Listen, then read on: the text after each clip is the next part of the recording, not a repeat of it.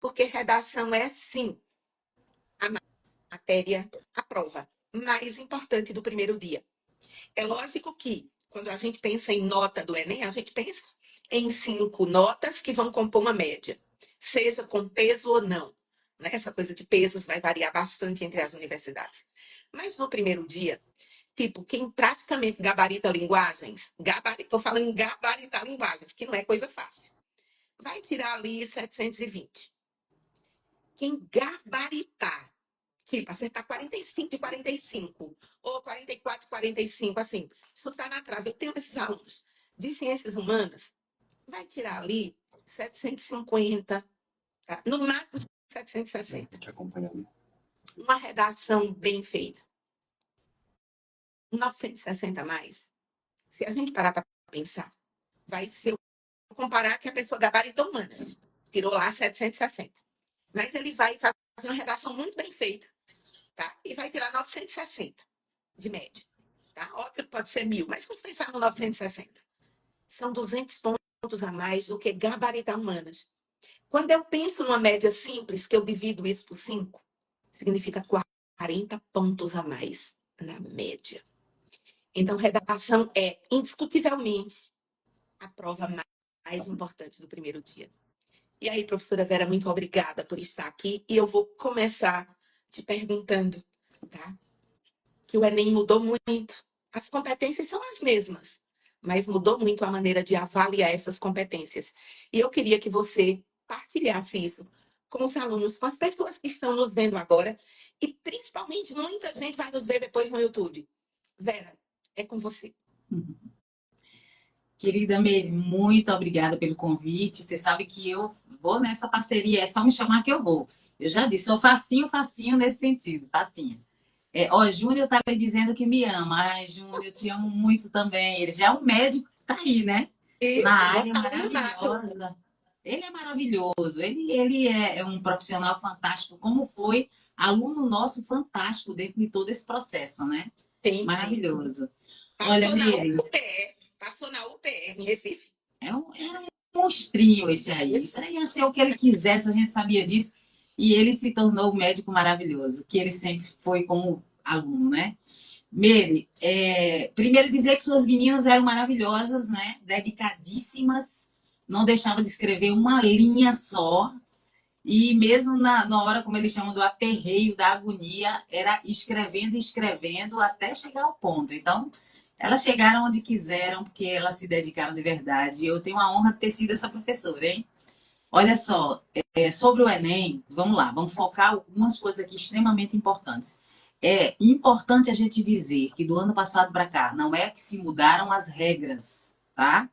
Não mudar, as regras não foram modificadas.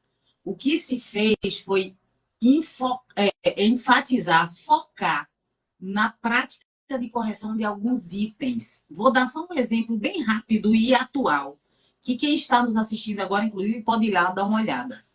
No manual do candidato agora, 2024, que saiu acho que semana passada, ou foi o início desta semana, se o candidato olhar lá no nível 5 da competência 4 e comparar com o do ano passado, o candidato vai ver que a banca tirou a expressão raras expressões, ou raras repetições, na competência 4, que era assim, raras repetições de termos coesivos, para tirar 200 pontos. A banca este ano tirou essa expressão. Quer dizer, não aceita a repetição para tirar 200. Então, a repetição ficou do nível 4 para cima, ou, enfim, né? No termo de nota para baixo, que é o nível 4, nível 3, nível 2. Sobretudo entre os níveis 3 e 4. Os termos coesivos repetidos, e a gente tem visto isso com muita frequência, eu tenho dito muito isso aos meus alunos, a repetição de termos coesivos é mais grave do que a repetição de palavras simples. E a banca tirou este ano, o candidato que está aqui nos ouvindo agora, dá uma olhada lá no manual do candidato 2024. O nível 5 não tem mais a expressão raras repetições. Só tem níveis. Eu vou abrir aqui só para a gente. Eu vou ler exatamente. Isso é muito importante. Ler Exatamente como está sendo dito na competência 4. Nível 5 diz assim, apresenta... Vou colocar, desculpa, chegar lá que cheguei. Cadê? Articula bem as partes do texto e apresenta repertório diversificado de recursos coesivos. Veja que a expressão raras repetições não tem mais no nível 5.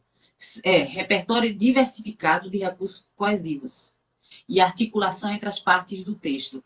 Então, o que a gente chama a atenção para o candidato que vai para o Enem é que a cada ano existe um foco em algumas disciplinas que precisam ser analisadas. Por exemplo, o foco da coesão profunda no ano passado foi efetivado.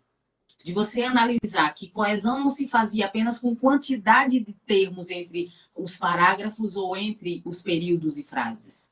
Era que havia uma necessidade de focalizar se o candidato faria ou não uma coesão profunda entre os argumentos. O que isso significa? Que se eu uso um por conseguinte entre dois argumentos, e eu teria que usar algum no meu parágrafo, algum termo de coesão dessa natureza, eu estaria fazendo uma relação de consequência.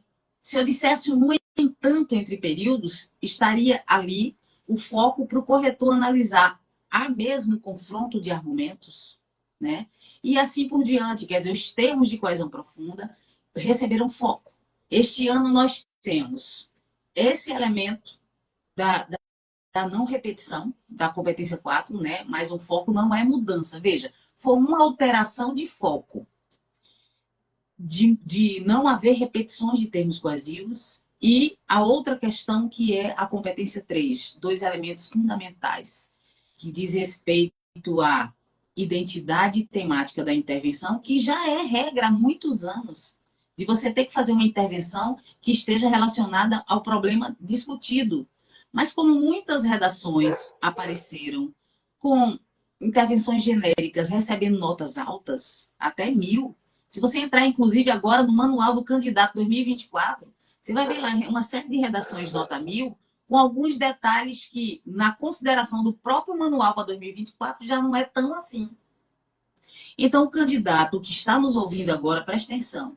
Você vai ver as redações nota 1000 lá embaixo, que são 2023, mas volte lá nas competências de 1 a 4 e preste atenção em alguns focos que foram alterados, que possivelmente poderia nos dizer assim, o que foi 1000 em 2023, talvez fosse 980, talvez fosse 960 em 2024, e aí você vai prestar atenção nesses focos, tá? E aí, especialmente, competências 3 e 4, viu, Meire, para 2024. E aí, pessoal, veja, tem uma coisa que eu ouço Vera dizer isso, né? Carol foi sua aluna em 2009, Karine em 2011. Olha, faz tempo, né? As meninas já estão formadas, já estão formadas há 7 anos, são profissionais, Então, cada um de uma área.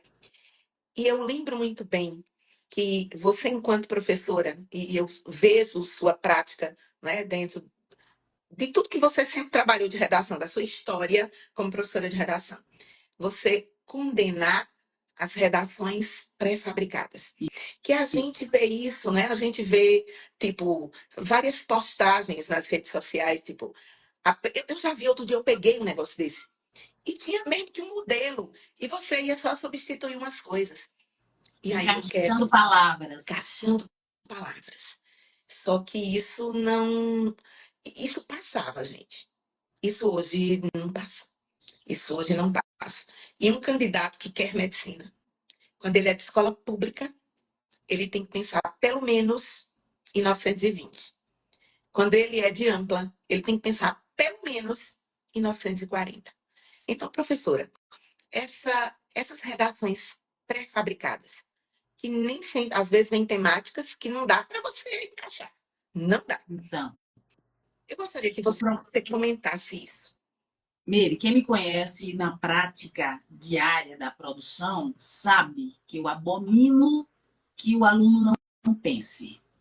Eu até cito a teoria de Kant, que fala sobre a menoridade, o estado de menoridade do homem, que é quando ele entrega ao outro a sua função de pensar.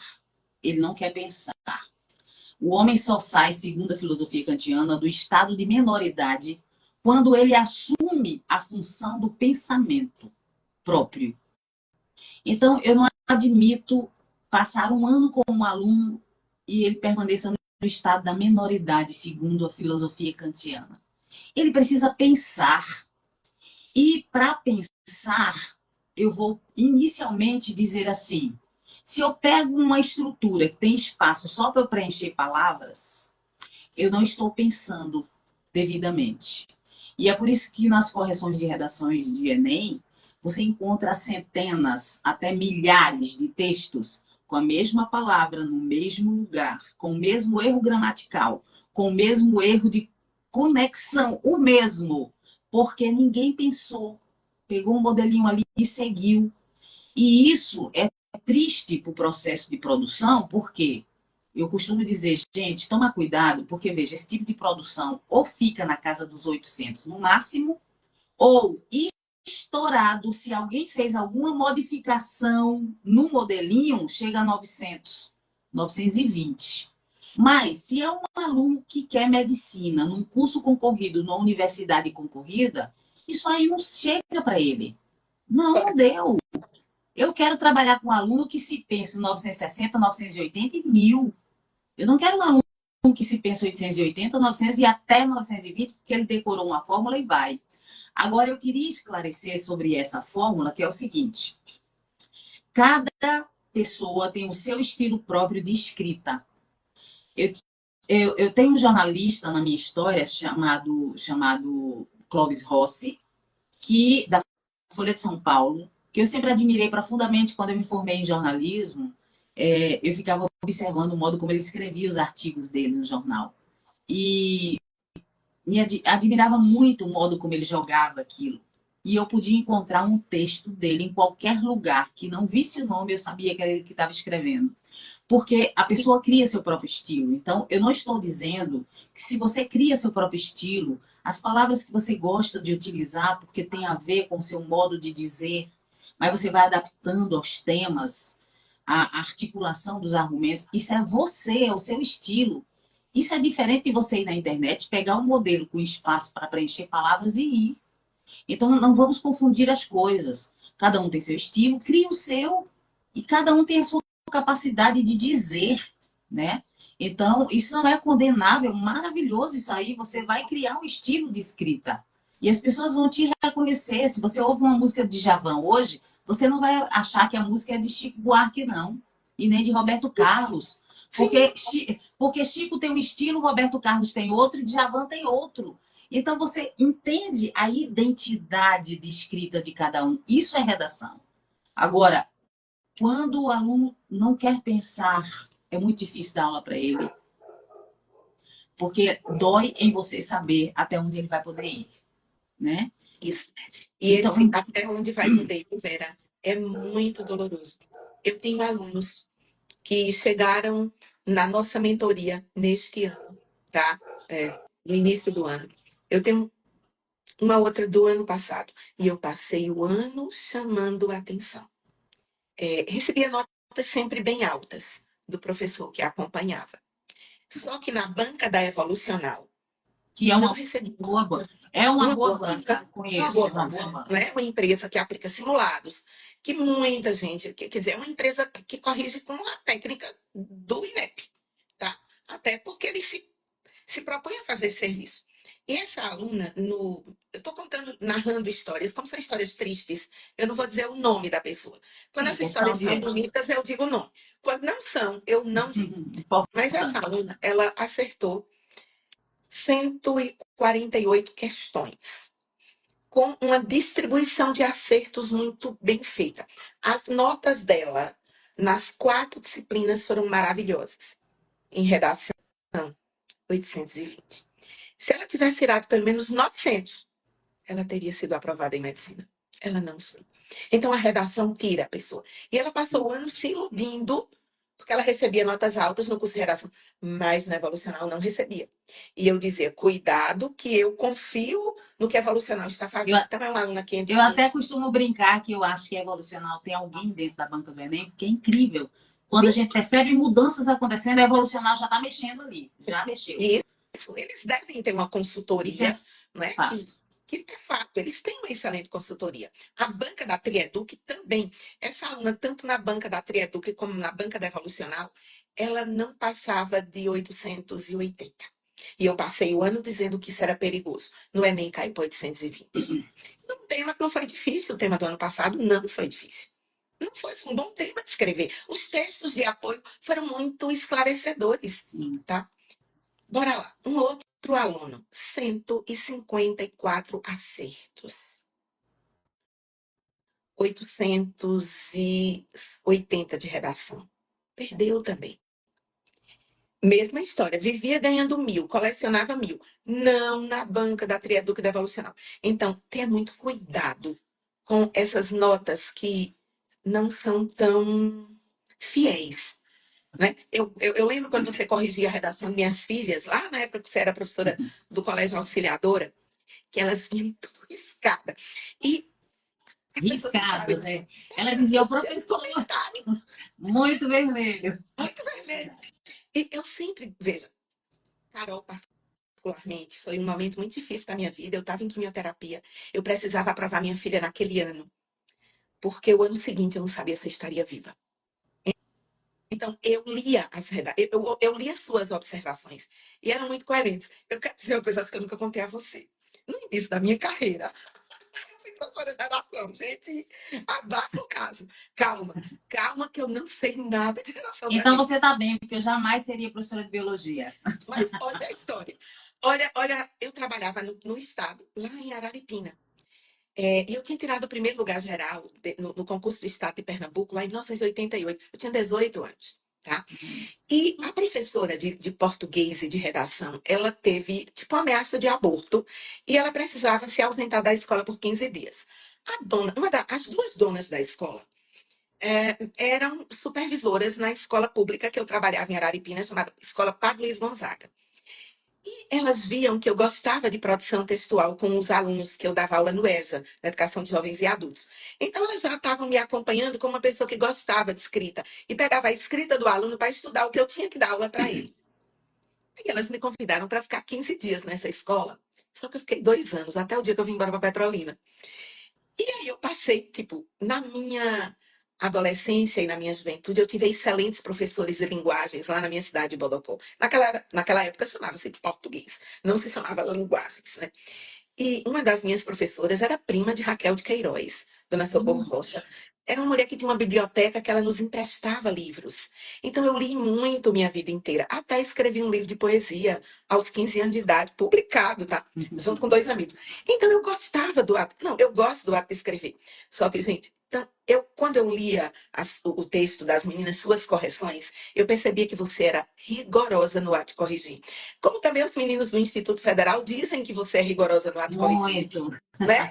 E eu digo, é excelente que ela é muito. rigorosa no ato Gera de até corrigir. crises por aqui, mas vai ter que ser, tem Isso que ser. tem que ser um professor que corrige, colocando coisas para que você melhore. Pode parecer que ele está ali lhe detonando. Não, ele está lhe construindo. E a Exato. pessoa precisa ser treinável. Eu digo isso para os meus mentorados. Sejam treináveis. Tipo, se o professor de redação seu está lhe ensinando isso ou aquilo, siga, porque ele está sabendo o que ele está fazendo. É muito importante a gente lembrar o seguinte: o treinamento é um momento de errar. E a gente não pode ter medo de errar.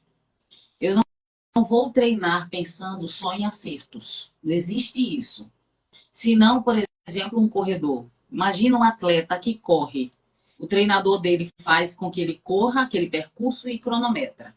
Aí o tempo dele não foi bom. Ele vai de novo correr e cronometrar. E ele vai de novo correr e cronometrar. E ele vai de novo correr e cronometrar. Se ele não tivesse a humildade de dizer assim, eu preciso correr para vencer esse cronômetro e utilizar estratégias diferentes de acordo com a orientação, ele não chegaria a lugar nenhum. Então, o treinamento é para a gente errar, para que não erre no momento absoluto, aquele que não pode errar. Se todo mundo entendesse isso, se todos entendessem isso, o percurso seria mais fácil, até mais leve, apesar do erro, porque nós fomos, de alguma forma, ensinados que errar é o fim, mas não é verdade. Você vai errar para crescer. Um erro que você comete, que você recebe uma observação, é um acerto futuro. A gente precisa colocar isso na pauta, né? E eu fico analisando, Meire, eu queria até fazer uma análise com você aqui, eu separei para a gente falar sobre isso, os índices da redação do Enem no país, tá? Uma realidade bem distante da nossa, tanto do IFE quanto de vocês aí. O IFE, graças a Deus, a gente tem realizado um trabalho muito bem feito, assim, e os meninos que se dedicam, eles chegam longe, eu fico muito feliz e orgulhosa com isso. Para você ter uma ideia, um pouco antes da pandemia, porque depois da pandemia a gente ainda está consertando o mundo, vocês sabem. Mas Sim. antes da pandemia, o nosso Instituto Federal do Campus Floresta ficou em 19º lugar, entre mais de 560 campi no país inteiro. Então, aqui no sertão pernambucano, nós ficamos em 19º entre mais de 560. Então, isso nos deu uma alegria muito grande ver que a dedicação da escrita, eu quero, isso dá resultado. Então, olha só, para você ter uma ideia, eu vou falar do Enem 2023 para a gente ter esse parâmetro. Maior parte do país ficou entre a nota 501 e 600. O que é que isso significa? E eu quero chamar a atenção sua que está nos assistindo aqui agora para a análise que eu vou fazer. Entre essa nota e o 1000, tá? Presta atenção aqui no lance. Maior parte do país ficou entre 501 e 600. Isso significa que maior parte tangenciou ao tema ou tangenciou parcialmente. Por quê? O tangenciamento total não pode, no Enem, ultrapassar 520 pontos na redação. Porque você fica com 40 pontos na 2, na 3 e na 5. Automático. O corretor não gasta nem neurônio para isso. Tangenciou 40 aqui, aqui, aqui.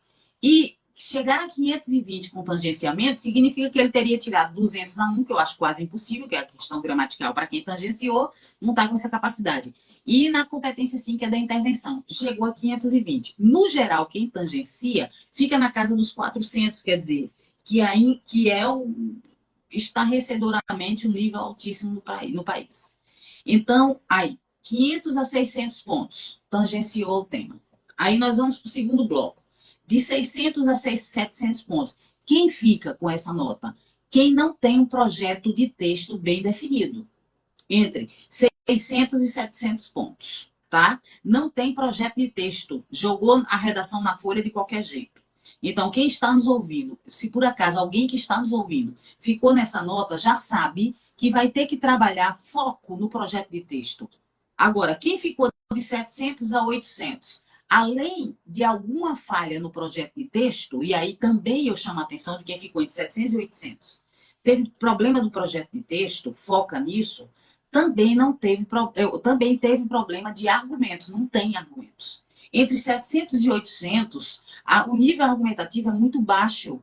Ou não houve progressão, quer dizer, a quantidade, ou se houve quantidade, não havia qualidade para aquilo que se precisava dizer. O problema está entre projeto e argumento, entre 700 e 800 pontos, tá? Agora nós vamos para a casa dos 800 a 900 fechados. O que é que acontece? Provavelmente esse candidato tem a noção, quem tirou no ano passado, presta atenção quem está nos ouvindo, entre 800 e 900 pontos fechados aqui. Provavelmente tem noção de projeto de texto, ocorreu alguma falha, observe se essa falha foi no projeto inicial, entre a tese que você elaborou e aquele spoiler, que é o delimitador, indicador de progressão que você tem que dar para o desenvolvimento. Preste atenção nisso, quem ficou até 900 pontos. Preste atenção se o seu problema foi no tópico frasal que resume os desenvolvimentos, 1 e 2. Se você envolveu alguma coisa ali, perdeu a noção do resumo do parágrafo. Gente, Espirrar é biológico, ai, tá? gente. Então, junto de uma bióloga, eu lhe defendo, tá? O Amém. espirro é uma Ainda bem. resposta do sistema respiratório, gente. Não, e Não se dá. fosse na rua, a gente tá se escondendo aqui, dizendo, meu Deus, eu espirrei, mas não é nada não, viu, gente? Então, assim, nessa fase. No pós-pandemia, amoroso. Então, houve projeto de texto, alguma falha. Quem tirou entre 800 e 900? Dá uma olhada na conclusão, se a retomada do tema ficou perfeita ou se a intervenção tem identidade temática. Isso é quem tirou entre 800 e 900. Precisa prestar atenção nisso. O problema foi aí, envolvido com alguma fragilidade argumentativa, tá? O problema está aí. Agora, quem passou dos 900? 900 acima, tá? Assim. 7,5% do país. É muito pouco. Muito pouco, 7,5%. Então, vamos analisar aí. Até 920, houve alguma fragilidade na competência 3, que é essa hierarquia argumentativa, e geralmente o texto pré-fabricado, ele fica até aí. Uma coisa importante, Meire, para quem tira até 920, que é este ano o foco que a banca dá na questão dos exemplos concretos e dos dados estatísticos, para você provar o que você está dizendo dentro do parágrafo. É muito importante para sair dessa casa dos 920, tá? E avançar. Muito importante. O foco que a banca 2024 dá nesse aspecto. Dados concretos, fundamentação da opinião e dados estatísticos. Eu quero dizer que isso faz parte da competência 3. Não confundam isso. Veja quem está na casa do 900, presta atenção. Não confundam isso com a competência 2, que os argumentos da 2, além da estrutura e do tipo textual, os argumentos da 2 são das várias áreas de conhecimento. Eu tenho que ter marcas. O Enem exige isso. Sim. Diferente de outras provas, como Estácio, FACAP. O Enem exige que você tenha um pensador, filósofo, sociólogo, que você tenha uma obra, um filme, um livro, alguma coisa para citar. Né? Isso é 2. Na 3, eu preciso de fundamentação da opinião. Que fundamentação é essa? Pode ser uma lei, pode ser a Constituição, a Declaração Universal dos Direitos Humanos, pode ser até a citação de uma autoridade sobre o assunto. Tem que te fundamentar. E provar o que se está dizendo com algum exemplo concreto e com dados. Isso é 3, competência 3. Então, quem está na casa dos 900 precisa acordar para isso que a gente acompanha aqui, tá? E aí, o que acontece? Quem geralmente encosta 980, no ano passado eu tive a alegria de ter vários alunos com 980, para ser mais exata, 7 alunos com esse nível, os alunos que corrigi texto durante o ano, 7 alunos com 980, e todos, absolutamente todos, perderam 20 pontos na gramática, competência 1. Por quê? Porque gramática é uma construção histórica. Aquele estudo de gramática que se decora a regra e, de repente, se vacila na interpretação dela na hora de escrever. Então, ela é uma coisa mais complexa, que a gente vai treinando muito e brigando muito ao longo do processo da vida para botar no lugar. Eu costumo brincar, mas falo sério, eu acho que o apocalipse é feito com vírgulas e crase. É o mundo se acabando, vulcão erupção, avião caindo, terra rachando, e as vírgulas, as crases, tal, sobre os seres humanos. Porque elas têm tirado 20 pontos de muitos alunos que chegam lá, aos 980, tá? Então, os que chegam aos 980 sabem que vai manter o que tem feito e dar uma olhada no ponto gramatical que tem ferido. Porque o que é que eu tenho notado? Tipo, eu dei 1.000 a um aluno. Este ano, nas correções que eu andei fazendo, eu dei 3 vezes 1.000. Este ano, 2024. 3 vezes. A 3 pessoas. Uma vez, outra vez. E aí eu percebo, nessas escritas feitas em casa, que essas pessoas tiraram 1.000, quando elas vão para o vamos ver, na forçação do cronômetro da agonia, elas têm uma característica de vacilo. Por exemplo, vou dar um exemplo de uma que é muito especial. Ela tirou 980 no Enem do ano passado e este ano eu dei 1.000. E aí o que foi que aconteceu? Quando foi para um cronômetro agonia, o erro dela foi igual gramatical ao do Enem do ano passado. Absolutamente igual, que era regência. Então, a gente precisa se perceber e se conhecer nisso. Na hora que eu estou na agonia, o que é que eu erro? É a articulação das palavras. Eu quero dizer uma coisa e digo outra porque eu troquei a palavra de lugar. Perceba-se. Segunda questão. Eu tirei 1.000, mas na hora da agonia, o que eu estou errando é regência ou é vírgula? Tá? O que é que está acontecendo comigo na hora da agonia? Se eu tenho essa percepção, autoconhecimento desse momento da agonia da escrita, então isso vai ser fundamental para o Enem 2024. Fundamental. Para as pessoas que já estão na casa dos 960, 980 mil. Fundamental. E essa coisa da agonia, né, me permita fazer aqui uma colocação de neurociência, que é uma coisa que eu estudo muito há mais de 2 décadas. Eu acho muito interessante, eu vejo que em redação isso é pauleira. Veja. Quando a gente está sob efeito do estresse, do cronômetro, da hora da verdade, e a gente não trabalhou, que dá tempo. É porque a pessoa fica achando que não dá tempo, mas dá, gente. Dá tempo de fazer a prova toda? Não, capricha na redação. Chuta algumas de humanas e de linguagens. Eu digo, a prova da Daniela é feita para não dar tempo. Eu digo isso e provo. Tá? É porque eles precisam desse algoritmo de 90, 45, 45 no dia 1, assim como no dia 2, por conta da régua. Eu fiz um curso esse ano com o professor Dalton, que foi um matemático que trouxe a teoria da resposta ao item para o Brasil, consultor do MEC, professor da Universidade Federal de Santa Catarina. Então, eu estou dizendo que eu sei o que eu estou dizendo, mas vamos lá. Não vai dar tempo. Então, você vai chutar algumas coisas, mas não se apresse na redação. Eu até usaria uma frase de sertaneja: se aveste, não. A redação vai te dar pontos muito mais importantes do que se você acertar mais 10 questões de linguagens ou 10 questões de humanas. E é fato, eu provo isso com os aprovados. Tá? Então, se na redação a pessoa não se deixa abalar pela pressa, porque no ato da pressa, nós começamos a estar sob efeito de um hormônio chamado cortisol. E o hormônio cortisol, olha o que é que esse filho de uma mãe faz.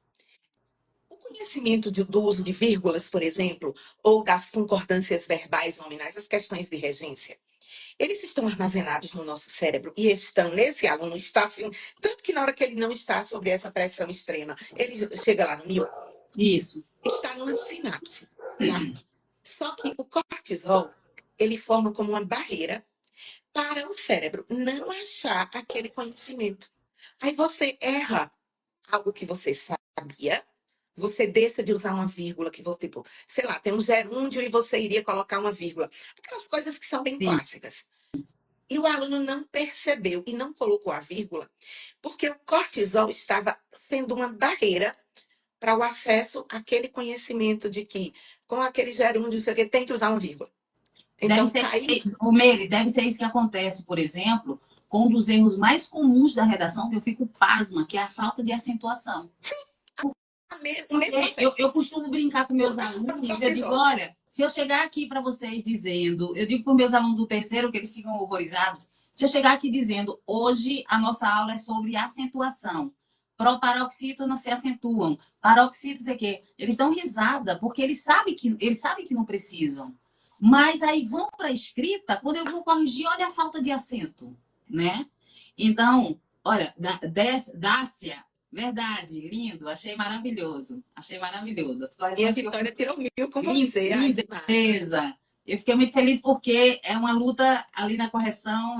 Eu sou muito exigente, às vezes choco um pouco, mas essas correções me deixam felizes ao longo desse país que eu ando corrigindo as redações aí no país inteiro e eu vejo a diferença quando de longe a gente conversa, né? Eu atendo pelo WhatsApp um monte de gente e eu tenho uma pessoa que eu corrijo, por exemplo, na Paraíba, que eu acho muito legal, que ela diz assim, ô Pro, por que que eu errei uma coisa que eu nunca tinha errado?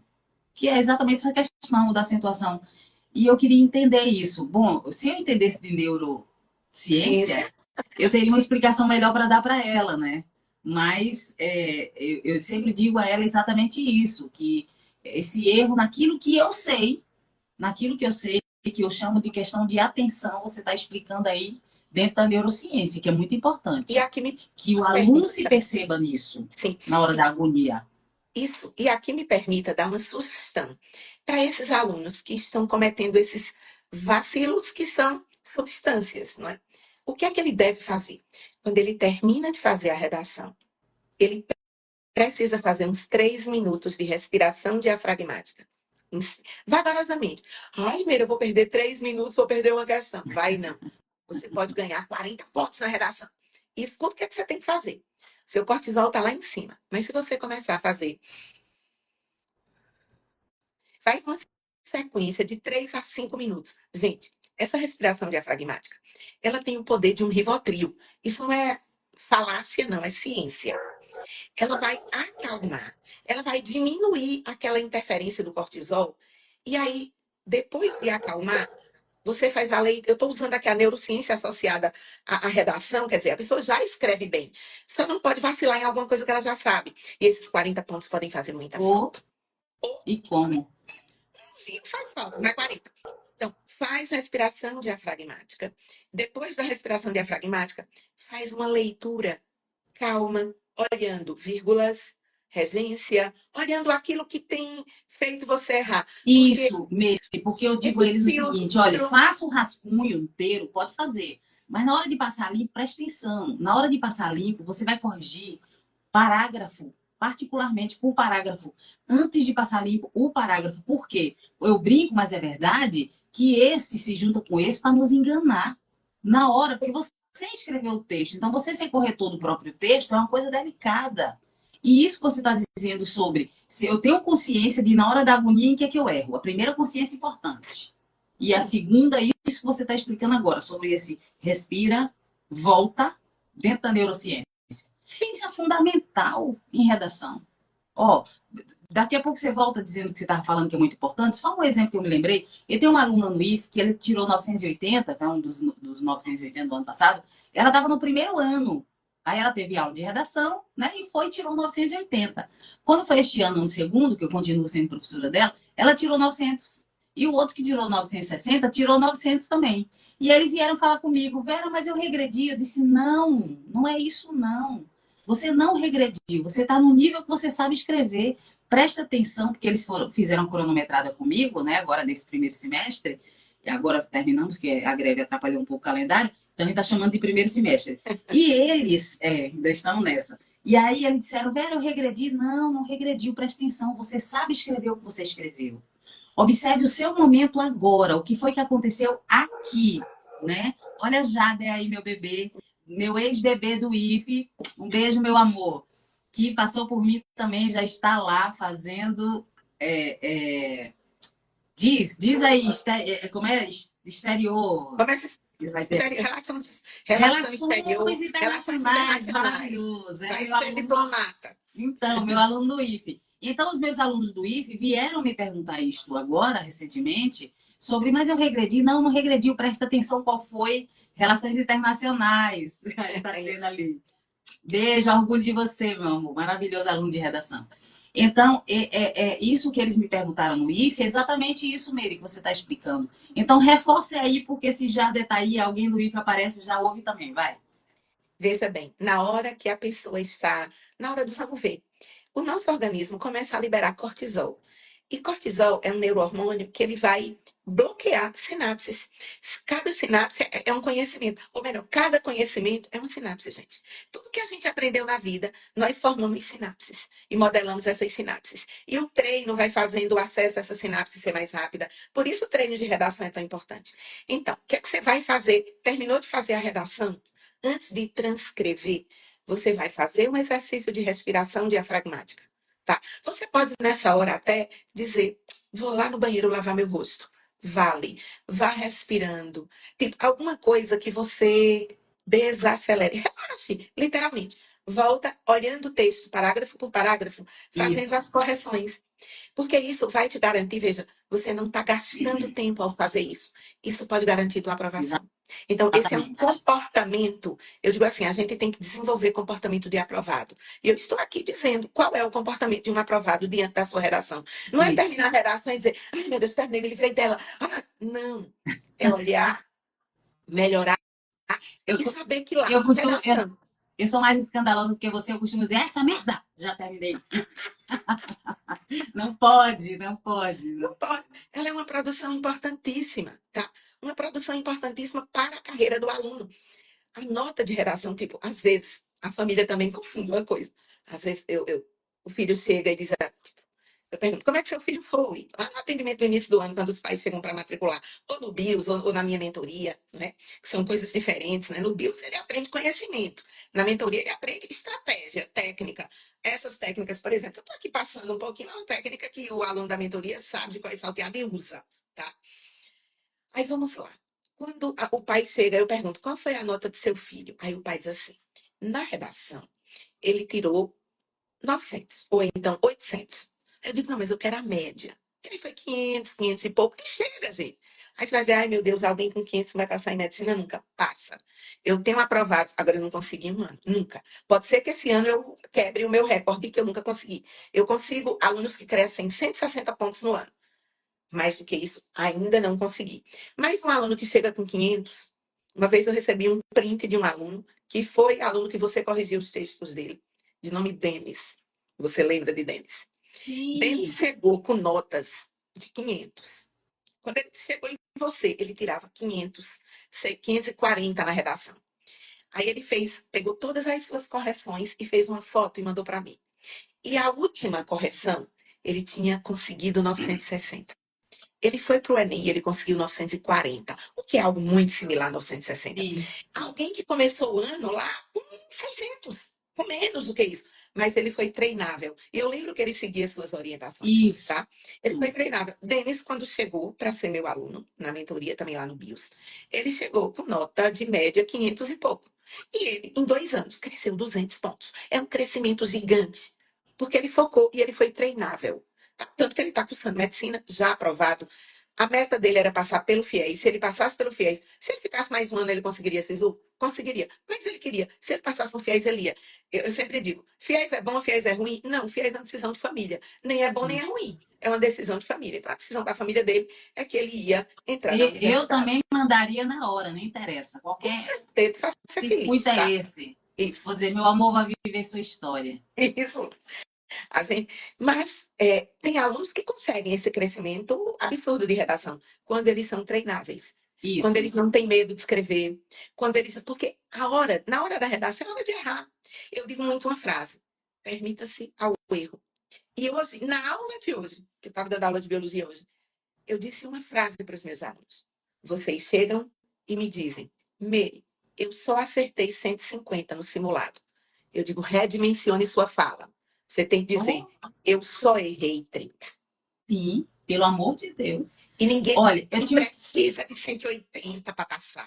eu tinha um Permita-se aluno ao na erro. auxiliadora, Meire, que eu não me lembrava, mas ela depois chegou à minha sala e ela disse isso depois que ela entrou no curso de medicina. Ela voltou lá para rever os professores e tal, e chegou, abriu a porta da minha sala, como ela tinha essa liberdade de tirar onda comigo. Ela disse assim: olhe, eu quero só dizer, eu tirei 0 na primeira. Eu não me lembrava disso. Ela foi nariz de cera, que é o texto que tem a introdução sem o tema, tá no assunto ali, mas não entrou com o tema. E eu dou logo 0, que é para o cara tomar susto aqui e resolver seu problema. Vamos tomar susto aqui. Tirou 0, porque senão faz em redação nenhuma. Não posso fazer uma introdução que não tem tema. Nariz de cera é um conceito jornalístico, é o NEB trouxe para o vestibular, por isso que todo mundo que vai fazer o NEB tem que tomar cuidado com isso. Quem vai fazer o PR dá 0 nisso, não tem jeito.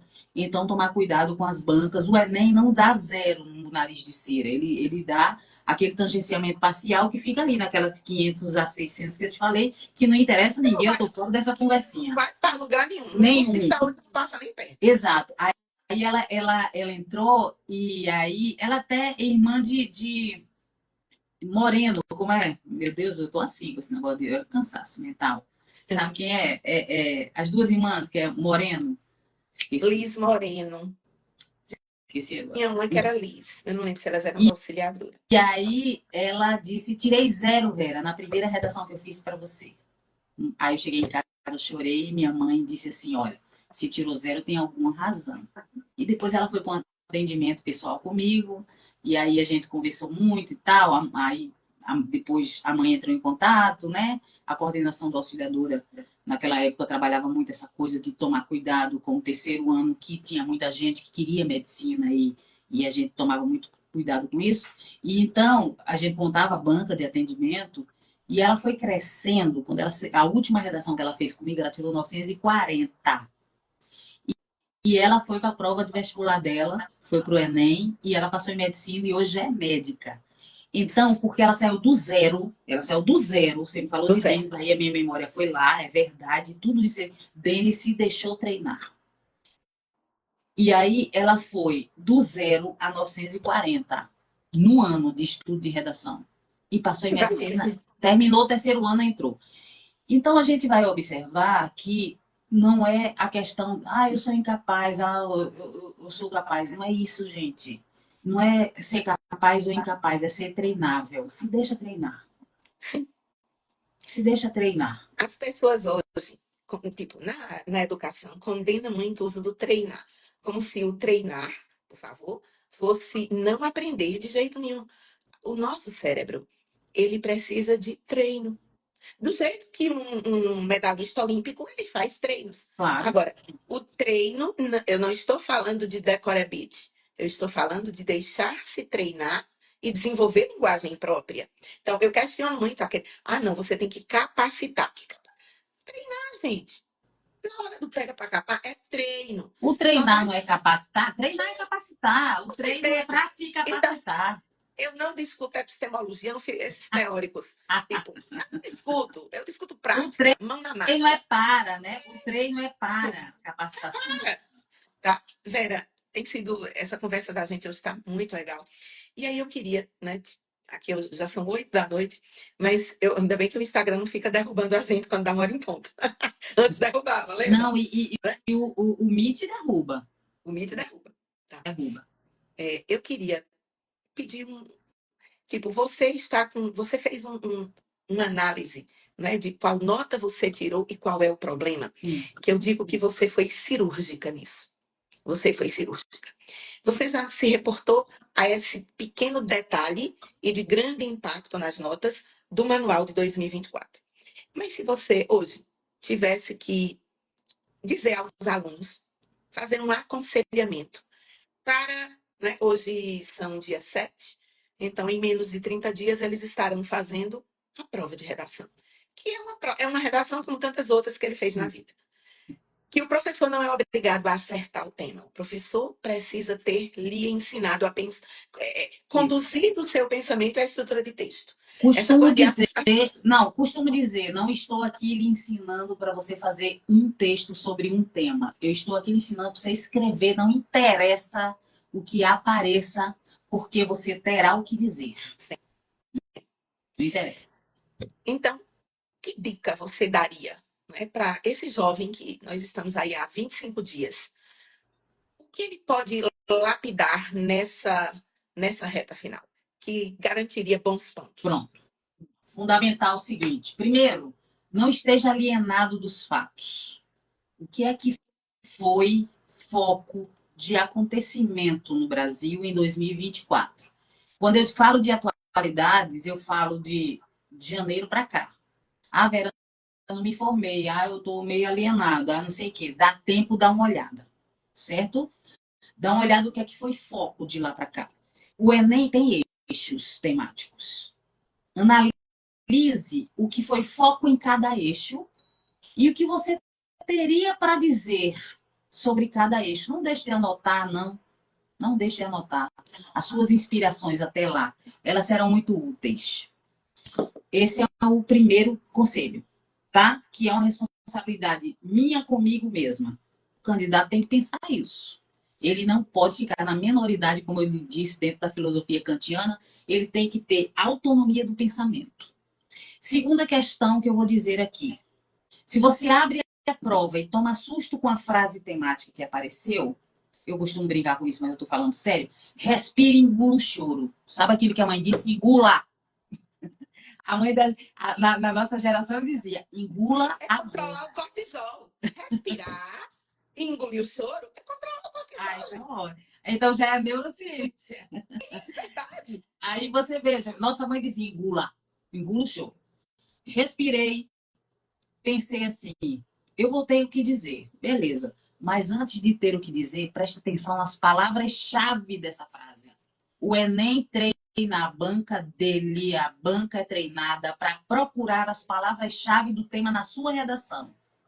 Se era invisibilidade do trabalho de cuidado feito pela mulher no Brasil, não podia ser invisibilidade do trabalho da mulher no Brasil. Não podia ser trabalho de cuidado da mulher no Brasil sem invisibilidade. Não podia ser invisibilidade do trabalho da mulher sem Brasil e sem cuidado. Não podia.